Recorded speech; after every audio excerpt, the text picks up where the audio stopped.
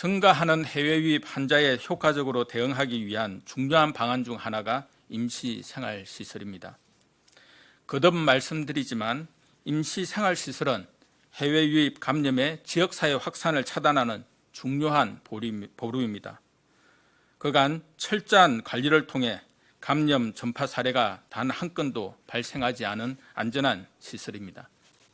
우리 모두의 안전을 위해 임시생활시설이 설치되는 지역 주민분들의 이해와 협조를 다시 한번 요청드립니다.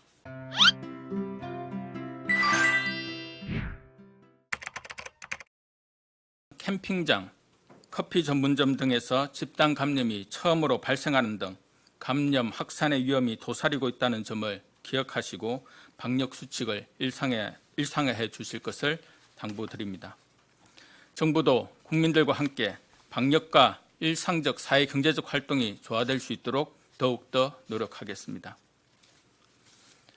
한편 우리나라는 국내 발생을 안정적으로 관리하고 있지만 세계 각국의 코로나19 재확산 상황은 엄중한 상황 인식과 대응을 요구하고 있습니다. 특히 확산이 어느 정도 진정세에 접어들었다고 평가받아온 일본, 베트남, 홍콩 등 아시아 여러 지역에서 확진자가 급증하는 상황은 코로나19의 통제가 얼마나 어려운지 방심하면 어떤 위기가 나타나는지를 여실히 보여주고 있습니다. 이러한 국제적 상황 속에서 우리나라의 해외 유입 확진 환자 증가는 불가피할 것으로 예상되고 있어 해외 유입 환자의 철저한 관리가 요구되고 있습니다. 증가하는 해외 유입 환자에 효과적으로 대응하기 위한 중요한 방안 중 하나가 임시생활시설입니다. 거듭 말씀드리지만 임시생활시설은 해외 유입 감염의 지역사회 확산을 차단하는 중요한 보루입니다.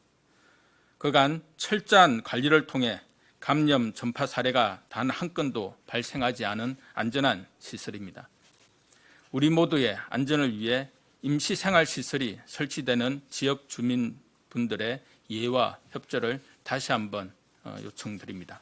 코로나19로 달라진 일상에서의 건강관리를 위하여 실제 일상생활에서 실천할 수 있는 구체적 행동수칙을 제시하는 것에 초점을 두고 학계 전문가들과의 논의를 거쳐 코로나19 건강생활 수칙을 마련하였습니다. 주요 내용을 말씀드리겠습니다. 우선 영양 불균형을 초래할 수 있는 배달음식, 간편음식과 탄산음료 섭취가 늘 수 있으므로 면역력 강화에 도움을 주는 과일과 채소를 다양하게 섭취하고 활동량이 감소하는 경우 음식 섭취량을 줄일 것을 권장합니다. 스트레칭이나 간단한 체조와 같이 어디서든 할 수 있는 가벼운 운동을 짬짬이 하시고 오래 앉아 있지 말고 가능한 한 30분마다 몸을 움직이는 것이 필요합니다. 또한 마음의 건강을 위해 수면, 식사, 휴식, 운동 등 규칙적인 생활을 유지하고 힘들 때는 가족, 지인들과 소통하며 감정을 나누시기 바랍니다. 만성질환, 흡연, 비만 등이 코로나 감염 위험을 높일 수 있는 만큼 만성질환은 꾸준히 치료하고 관리하는 한편 예방접종, 정기검진을 통해 주기적인 건강관리에 힘써 주실 것을 당부드립니다. 코로나19로 인해 달라진 생활에 적응하느라 건강관리에 소홀해지기 쉬우며 특히 요즘과 같이 장마와 무더위로 몸과 마음이 지치기 쉬운 계절에는 더욱더 건강관리가 중요합니다. 말씀드린 건강생활 수칙을 참고하셔서 건강하게 생활하실 수 있기를 바랍니다. 계속되는 집중호우로 이재민이 발생함에 따라 이재민 임시주거시설, 대피시설 내에서의 방역관리가 중요한 사항입니다. 지자체에서는 각 시설별로 방역 책임자를 지정하여 시설 내 밀집도 관리, 발열 체크와 호흡기 정상 확인, 방역물품 준비 등을 철저히 준비를 하고 있습니다. 이재민께서도 마스크 상시 착용, 사람 간 2m 이상 거리 두기를 실천하시고 수인성 감염병 예방을 위해 손 씻기 또는 손소독 등에도 주의를 기울여 주시기를 당부드립니다. 정부도 이재민들께서 건강하게 일상으로 복귀하실 수 있도록 최선을 다해 지원하겠습니다. 지금 전공의와 의료계 쪽에서 집단 휴진을 한다는 부분들에 대해서는 어제 장관님께서 말씀하신 것처럼 최대한 대화를 통해서 이러한 갈등들을 좀 낮추고 양쪽에서 서로 합리적인 의견들을 도출해서 최대한 수용할 수 있는 부분들을 수용하면서 이런 불미스러운 일이 없도록 하기 위해서 최대한 대화 노력을 하고 있는 중입니다. 전공의들의 경우 당초 응급실 중환자실 등 필수 부분에 있어서는 업무를 유지하겠다고 했다가 지금 이제 최근에 어저께 그 대표자 회의 등에서 이쪽 인력까지도 빼겠다고 결정을 해서 저희도 지금 전공의 협의회와 다시 한번 재차 대화를 하면서 이 부분들을 설득할 예정입니다.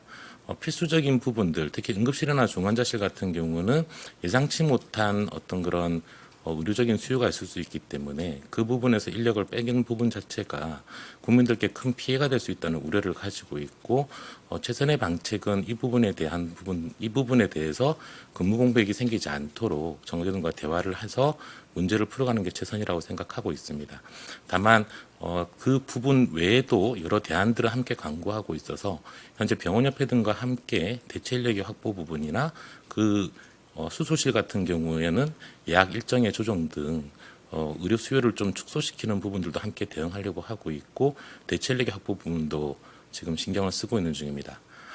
다시 한번 모쪼록 좀 강조드리지만 필수적인 분야에 있어서 인력을 줄이는 부분들은 국민들께 좀 위해가 될 수 있는 가능성이 큰 여지인지라 관련 전공의 협의회에서도 이 부분에 대해서는 좀 더 숙고해 주시고 정부와 대화를 통해서 최대한 문제를 국민들의 피해가 없이 풀 수 있도록 함께 좀 노력해 주셨으면 감사하겠습니다.